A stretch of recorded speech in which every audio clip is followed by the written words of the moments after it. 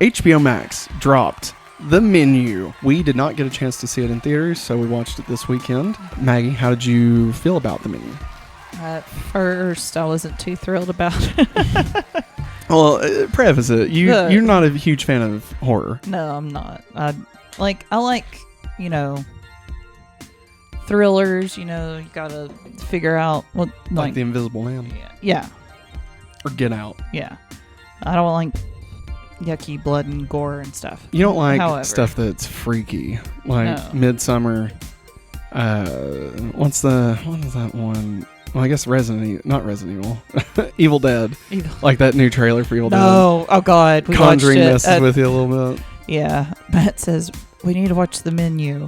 And I was like, okay. I'm trying to remember briefly of what all happened in the trailer. All I know is that, there's a chef, just Ralph Fiennes, I believe. I believe so. And I forgot about Anna Taylor being in it. Yeah. And Steve Beast. Holt. Steve Holt. Beast. It's not Steve Holt. No, it's not Steve Holt. I was like, okay, I'll give it a whirl. I was very shocked. Yeah. It was really good. Well, here's the thing. It's messes with your mind a little bit too. Yeah. And like at the beginning, there were a couple of things like before they get to the restaurant. Again, spoiler free, but there's just a couple of things that kind of started reminding me of Midsommar a little bit, and I was like, how deep is this rabbit hole going? Because I'm not ready to go that deep, Yeah. Like Midsommar is insane, and it really screwed with me for like several weeks afterwards. And so like I was just wanting a fun like social horror film, right? I don't know if this is the correct term. This is just how I look at it, but basically there's these horror films that have monsters, blood, demons, whatever, right? That's what I would consider like classic horror, right? Then we have like slasher films like Scream and Jason and Freddy and all that stuff, and then I believe we kind of have this new era of like social horror, things like this, The Invisible Man, probably Megan, is that how you say it? Yeah. Obviously Get Out, but where it's more about like they're saying more about society than they're actually saying in horror. Like horror is just kind of the facade for it. Now don't get me wrong, that's what good horror does, right? Good horror is supposed to take a very hard topic and make it approachable for people, and so like but just to kind of clarify between the different genres, right? So I'm a big fan of these types of films where it's like it's a horror film, but there's a lot more going on than just somebody coming out and And so I was really looking forward to this, and I mean I say I was really looking forward to it. I was really looking forward to it when I found out that it was on HBO Max. Before that, I kind of forgot it existed. Like I know it hit theaters, but like it was just one of those that just kind of came and went and didn't really think much. So we watched it, and I really loved it, like a lot. And like there's a lot I want to talk about in the spoilers about it.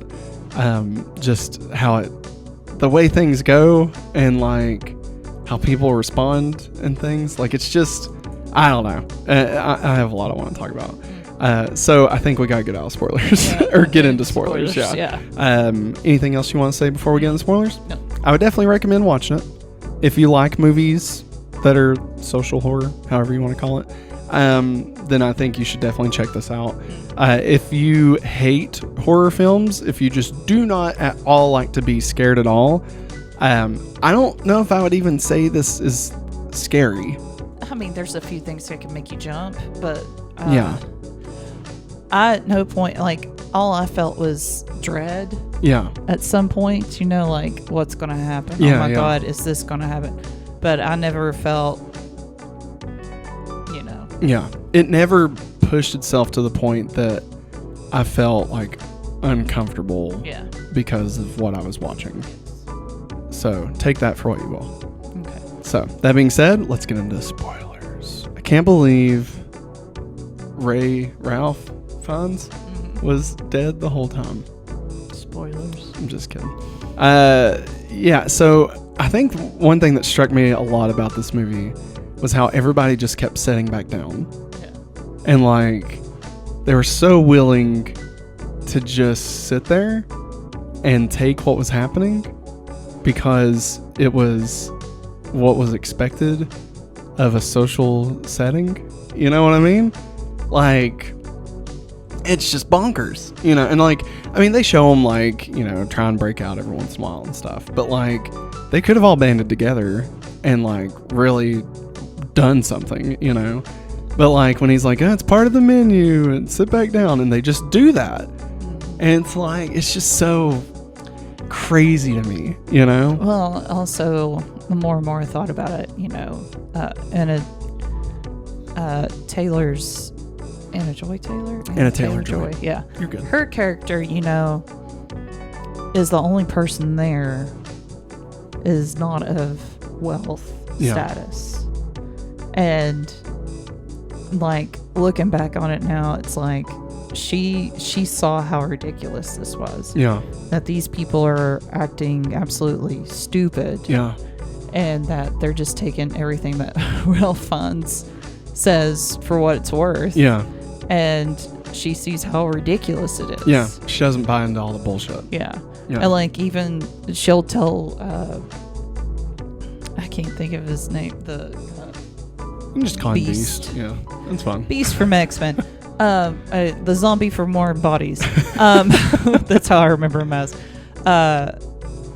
And she says, you know, well, why are you acting like this? You know, somebody just shot themselves. Yeah. You Like, he know? just keeps eating. He just keeps eating. Says, oh, this is so good. This is so Yeah. good. And I was like, why is he doing, like, what the hell is wrong with him, you know?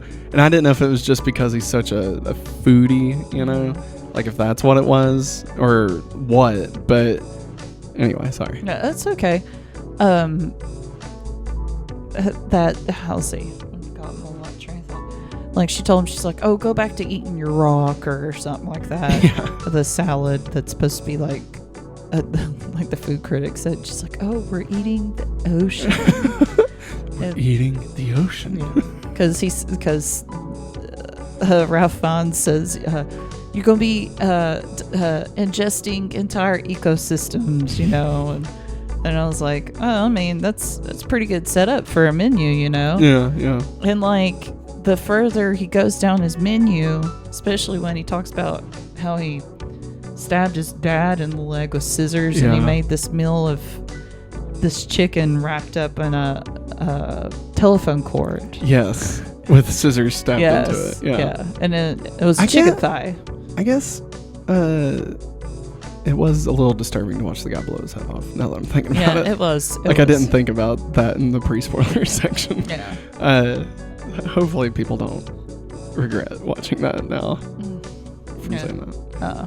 Anyway, no, I thought, honestly, when they were first going there and they were talking about how they all live there and they like showed the house with all the meat or whatever. Yeah, the smokehouse. Yeah, I was like, is this going to be like Midsummer? Like, you know, and she looked a little, like, her dress, like what she was wearing was a bit different, you know, like it looked like it was their own culture. And like that was, those red flags started going off, you know. But then the deeper we got, you know, the more we understood. Like, oh no, it's different. And like, I kind of love the idea of him, you know, killing everybody because they suck. Yeah, you know. Yeah. And I really like the fact Anna Taylor-Joy's character, she figured it out. Yeah. When she saw that picture of him when he was first working. He's an employee of the month at a hamburger place. Yeah, and how happy he was. Yeah. And god damn it, that burger looked so good. Yeah. That was the biggest disappointment, is not being able to eat that burger. And because he continuously points out, you know, asking her, why aren't you eating? Don't you like what I cooked? Who are you? Yeah. You're not a Margot. I've cooked for many Margos. You're not a Margot. I don't know, Margot.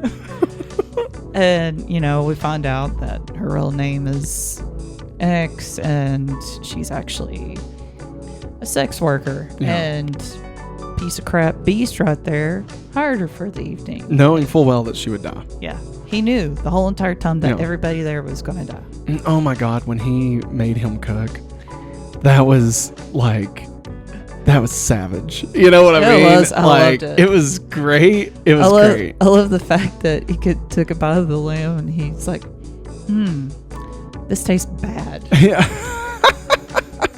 It almost makes you wonder. And then he made him hang himself because of how bad it was. Yeah. It almost makes you think, are they trying to... Obviously, this is saying a lot about a lot of things. One, I would say, is probably critics. Yeah. Right? Yeah. And, so are they trying to say, me and you are sitting here on this podcast talking about movies. Yeah. And, I feel like we do a good job of not saying they should have done this, they should have done that, or whatever. Yeah. Sometimes. In the news stuff, we talk about that, but that's, as far as the actual story goes, we typically don't get into that. We just say whether we enjoyed what they gave us or did not enjoy what they gave us. Yeah. But is it almost like saying to film critics, okay, you can make your movie, Yeah.